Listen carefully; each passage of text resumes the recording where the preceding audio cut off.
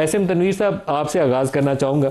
जो मुलाकात हुई कारोबारी बरादरी की आर्मी चीफ के साथ, आप उस मीटिंग का हिस्सा थे, क्या क्या इश्यूज सामने आए? थोड़ा सा पहले इश्यूज हाईलाइट कर दें और फिर क्या वादे किए गए फील्ड मार्शल की जानिब से कि कैसे फैसिलिटेट वो करेंगे, उस पर भी रोशनी डाल दीजिएगा। बिस्मिल्लाहिर्रहमानिर्रहीम।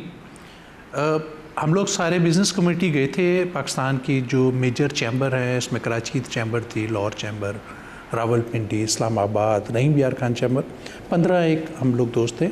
हम लोगों ने जाकर उनको मुबारकबाद दी फील्ड मार्शल बनने की, और ये जो हम जंग जीते हैं इसकी भी मुबारकबाद दी।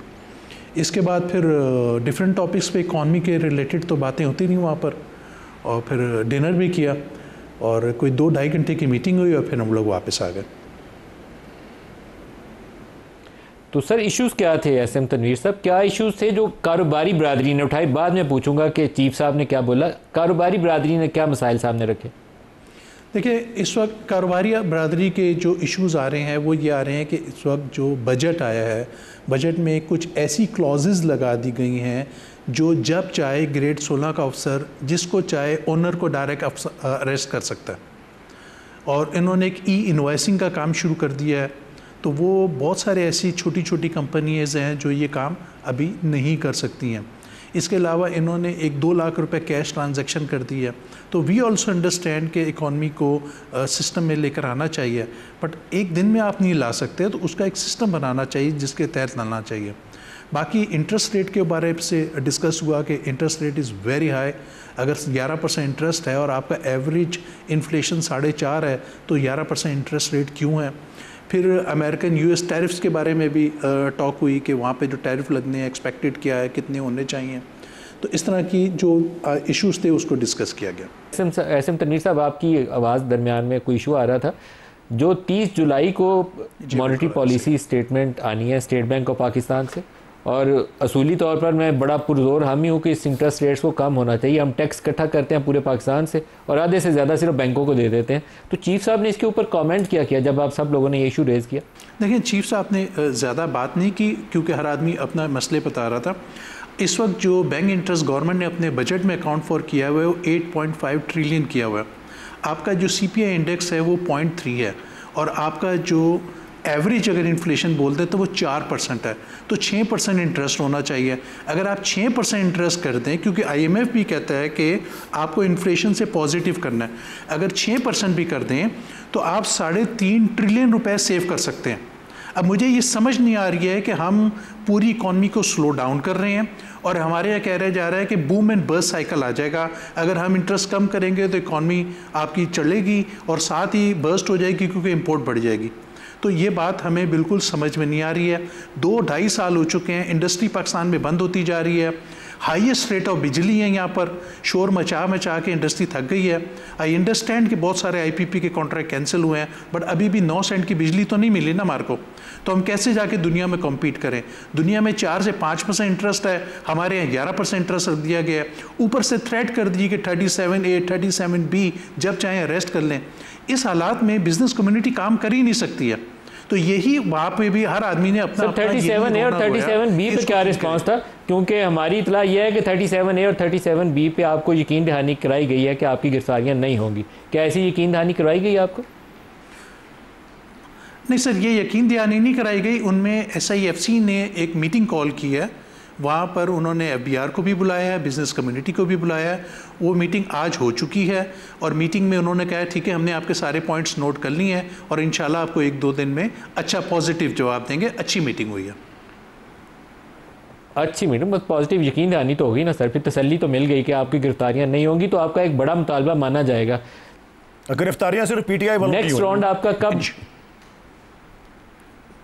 नेक्स्ट राउंड एसएम तनवीर साहब कब एक्सपेक्टेड है चीफ साहब से, क्योंकि फॉलो अप मीटिंग का भी आ रहा है? नहीं सर, चीफ साहब से तो कोई फॉलो अप की मीटिंग डिस्कशन ही नहीं हुई वहाँ पर। जो SIFC में मीटिंग हुई है, उन्होंने कहा था कि जो आपके सारे इश्यूज हमने सुन लिए हैं और होपफुली आपको 1-2 दिन में इसका जवाब दिया जाएगा। आप अगर रिस्पॉन्ड कर दें, क्योंकि चीफ साहब से इशू डिस्कस हुए हैं, कारोबारी बरादरी की शिकायत हैं, काफ़ी सारे जायज़ चीज़ें हैं जो वो रेज़ कर रहे हैं, तो आपकी हुकूमत को इसका जवाब देना। बिस्मिल्लाहिर्रहमानिर्रहीम। बहुत बहुत शुक्रिया मलिक साहब। मलिक साहब, बिल्कुल मीटिंग हुई है और मेरी इतलात के मुताबिक तो अच्छी खुशाइंद मीटिंग हुई है और अच्छी बात है। बिल्कुल देखें, हमने 37A 37B में भी डिटरेंट मेजर्स डाले हैं। ये नहीं है कि आउटराइटली जो है ट्रेडर्स को और जो टैक्स के मामलात हैं उसके ऊपर अरेस्ट और डिटेंशन की जो पावर्स हैं वो कोई आर्बिट्री उसका यूज़ होगा, बिल्कुल भी नहीं। देखिए, उन पावर्स को रेगुलेट किया है और उनको बिल्कुल एक मैकेनिज़्म के तहत, एक मैकेनिज़्म के थ्रू, ये बिल्कुल जब ये आ रही थी तब भी ये तमाम तर डिस्कशन हुई थी और उसके बाद बैक एंड फोर्थ वज़ीर आज़म साहब ने भी स्ट्रिक्ट इंस्ट्रक्शंस जारी की थी कि जी इसको मज़ीद बेहतर किया जाए और उसमें एक ऐसा मैकेनिज़्म जो डिटरेंट मैकेनिज़्म है वो लाया जाए ताकि इसमें एक ओवरसाइट और ओवरसाइट के साथ साथ ओवरव्यू भी होना चाहिए तमाम तर इशू का। ये नहीं हो सकता कि इनको आर्बिट्री तौर पे या फ्रीली इस्तेमाल किया जाए इन तमाम तर पावर्स को जैसे जिसका दिल चाहे। तो अब डायरेक्शन आई है FPR के साथ, बिल्कुल ट्रेडर्स मिलें और बिल्कुल जो मामलात हैं वो वहाँ पे डिस्कशन हो। अगर इसमें मज़ीद कोई बेहतरी आ सकती है तो हम लेजिस्लेटिव साइड पे इसको देखने के लिए तैयार हैं, लेकिन हमने इसमें ऑलरेडी मज़ीद जो है इसको डाइल्यूट किया है और डिटरेंट मेजर्स लेके आए हैं और डाला है कि ताकि ये जो आज SIFC वाली मीटिंग है बैरिस्टर साहब, बैरिस्टर अकील साहब, जो SIFC के अंदर आज मीटिंग हुई है FBR वालों के साथ और SIFC वाले 7 ऑफिशियल साथ वहाँ मौजूद थे और कारोबारी बरादरी ने अपने नुकात सामने रखे। उसके बाद अब हुकूमत को एक्ट करना है, तो आपको क्या तजवीज़ दी गई है कि क्या करने की ज़रूरत है? काम तो आपने करना है ना, कानून तरमीम तो आप करेंगे। देखिए, मैं ऑब्वियसली प्रिवी नहीं हूँ उस मीटिंग का कि उसके अंदर क्या डिस्कशंस हुई हैं, क्या मामलात हुआ, बिकॉज ऑब्वियसली फाइनेंस मिनिस्ट्री इसको लुक आफ्टर कर रही है और बिल्कुल स्टेट मिनिस्टर और फेडरल मिनिस्टर जो फाइनेंस के हैं और दीगर जो फाइनेंस से रिलेटेड लोग हैं वो उसको क्लोजली मॉनिटर कर रहे हैं और जो भी इंस्ट्रक्शंस होंगी, क्योंकि वज़ीर आज़म तो हमेशा अवाम दोस्त पॉलिसीज़ जो हैं और बिलखुसूस जो ताजर दोस्त पॉलिसीज़ हैं उनको तरजीह दी है और उन्हीं को प्रमोट करने का हमें भी कहा गया है। और बिल्कुल हम क्योंकि ताजर बरादरी से बिल्कुल हम चाहते हैं कि टैक्स का नेट बढ़े, लेकिन उसमें हम ये नहीं चाहते कि किसी भी कानून का गलत इस्तेमाल हो या अनफेटेड पावर्स दे दी जाएं। तो इसीलिए मैंने जिस तरह गुजारिश की कि उसमें हमने ऑलरेडी डिटरेंट मेजर्स और मैकेनिज़म्स को इंस्टॉल किया है इस कानून के अंदर भी। अगर इसमें कोई मज़ीद बेहतरी होती है और वज़ीर आज़म की जो भी इंस्ट्रक्शंस होंगी बिल्कुल हम उसको लेजिस्लेटिव साइड पर देखेंगे। अच्छा वलीद साहब, जो ये मुलाकात है आर्मी चीफ की कारोबारी बरादरी के साथ, ये कोई गैर मामूली नहीं है। जनरल बाजवा साहब कराची जाकर आप ही की हुकूमत में बार बार मिलते थे और उनके इश्यूज सुनते थे और उनको एड्रेस करने के लिए कोशिश भी करते थे। तो अभी भी शायद वो कंटिन्यूएशन है, क्योंकि हुकूमतों के ऊपर हमारे बड़े कारोबारी बरादरी के काफ़ी तहफ़्फ़ुज़ात होते हैं कि ये फ़ैसले इम्प्लीमेंट नहीं कर पाते या जो वादे करते हैं वो कह के बाद में भूल जाते हैं।